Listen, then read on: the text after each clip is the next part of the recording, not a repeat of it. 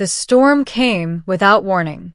One moment, the skies over the Oregon coast were gray, but calm. The next they were alive with lightning that split the heavens in jagged white scars. Daniel Carter, a former aerospace engineer who had abandoned city life for solitude, watched from his cabin porch. He had grown used to the silence, the sound of rain, the crash of waves. Life had been uneventful until that night. At first, he thought the flash across the treeline was just lightning playing tricks. But when the ground trembled beneath his boots, when he heard the low rumble of something heavy colliding with earth, he knew this was no ordinary storm. Daniel grabbed his raincoat and flashlight and plunged into the forest. The air smelled like burning ozone. Branches cracked under his boots as he followed the faint glow pulsing in the distance. Then he saw it, a smoldering craft, half buried in mud and torn roots. It wasn't military, at least not from Earth. Its hull shimmered faintly, like liquid metal frozen mid-wave. And then he heard it voices. Weak, high-pitched, almost melodic. "Help, please." Daniel froze.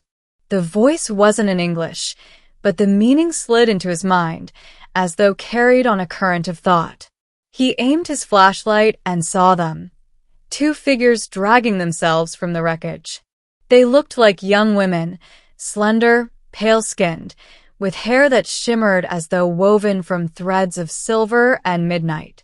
Their eyes were far too large, irises glowing faintly in the rain. They looked fragile, but there was something unsettling in the way their movements rippled with power restrained. "You're hurt," Daniel said, kneeling beside them. His voice shook, half from adrenaline, half from the impossible sight before him. They blinked at him. Then one spoke, her words translated in his head. "The fall, the flames, we cannot stay here." Daniel's instinct screamed to call someone, the government, the police, NASA, but something deeper, something human and irrational, moved him instead. He helped them to their feet, draped their weight over his shoulders, and guided them back to his cabin. The beginning of secrets. He laid them on the couch, wrapped them in blankets, and lit the fire. Their skin was warmer than any fever he'd ever felt, their breaths shallow but steady. He offered water. They accepted, sipping with trembling hands. "Names?" Daniel asked gently. The silver-haired one met his gaze. "Lysera," she said. She motioned to the darker-haired girl. "And she is Kaylin." They didn't look alike, sisters maybe, or comrades.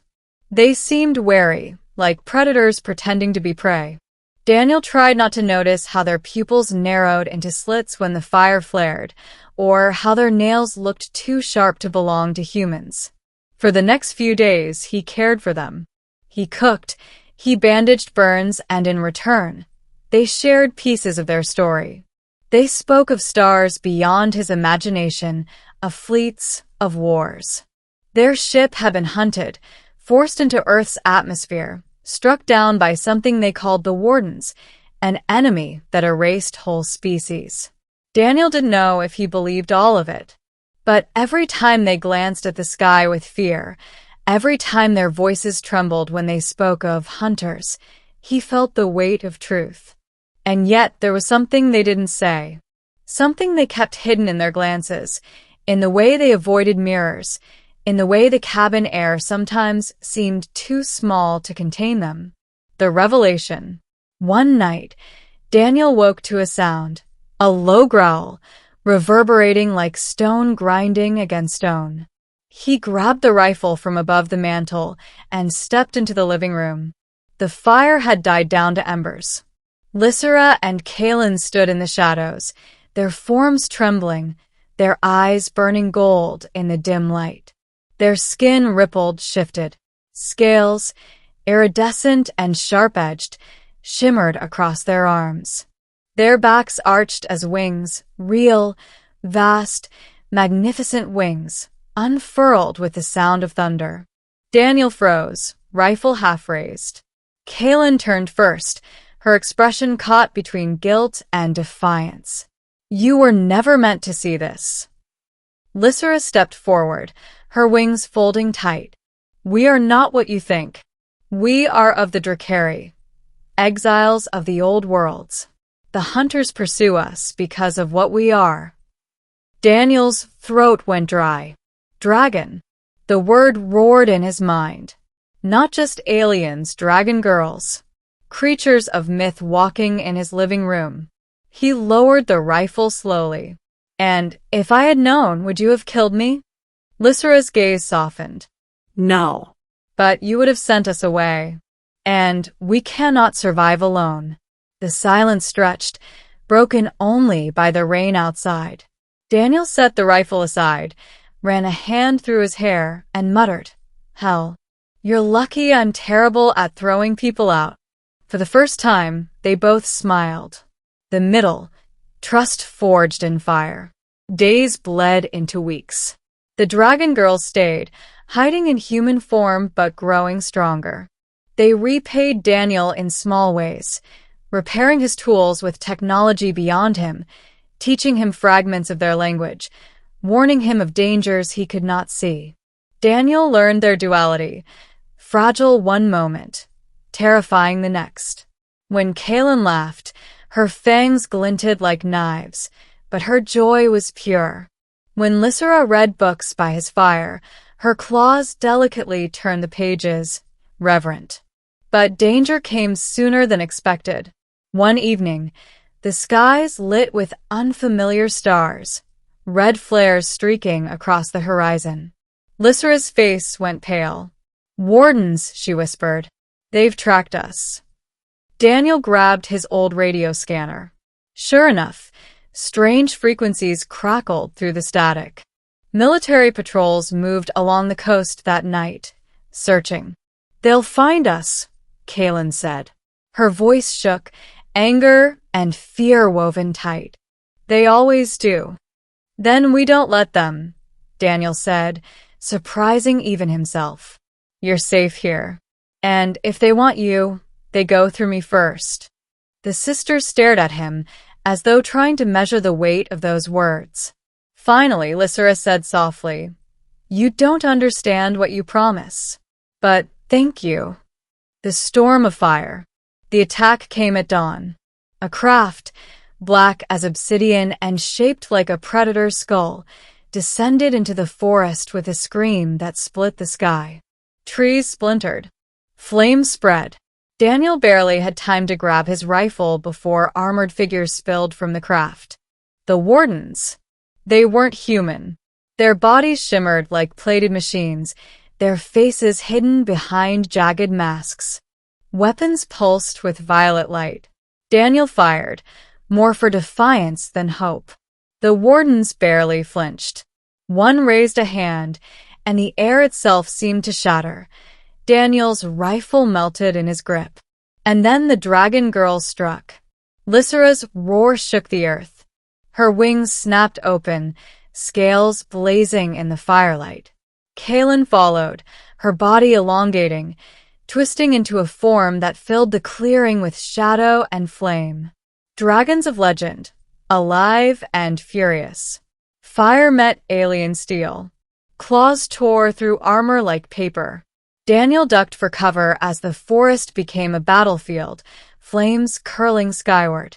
The Wardens fought with inhuman strength, but the sisters fought with desperation, with the wrath of exiles who refused to fall again. Daniel saw one Warden aim a weapon at Lysera's back. Without thinking, he hurled himself at it, slamming a rock against its mask. The blow barely dented the metal, but it was enough.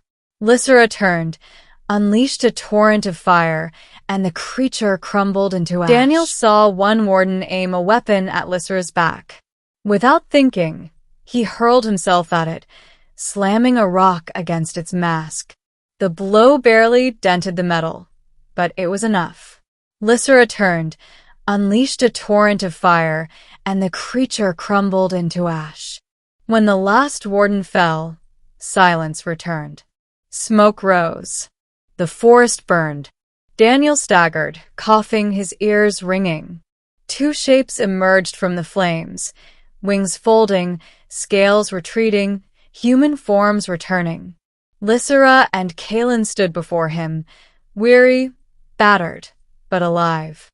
"You fought beside us," Kaelin said softly. "Few of your kind ever would." Daniel managed a grin. "Guess I've always had a soft spot for strays." The ending, a choice of worlds. The sisters knew they couldn't stay forever. More Wardens would come. Earth would not remain untouched if they lingered. "We must leave," Lysera said one night, her voice heavy. "But we do not wish to go without you." Daniel stared at the stars beyond the roof. He had left behind everything once before, his career, his city, his family. He had chosen solitude. And yet, here he was, standing at the edge of something greater than solitude ever offered. "Out there, I'm just a man," he said quietly. "But here you made me fight again. You made me feel alive." Lysera placed a hand on his chest. "Then come with us. Be more than just a man. Be part of something forgotten by your kind. Be our kin." Daniel's breath caught. He looked at Kaelin, who gave him a rare, hopeful smile. And then he made his choice. At dawn, when their repaired vessel rose from the forest clearing, 3 figures stood within. 2 dragon sisters, and the human who had sheltered them, who had chosen fire and stars over safety. The world would never know what he had done, what he had protected. But among the stars, his story was only beginning.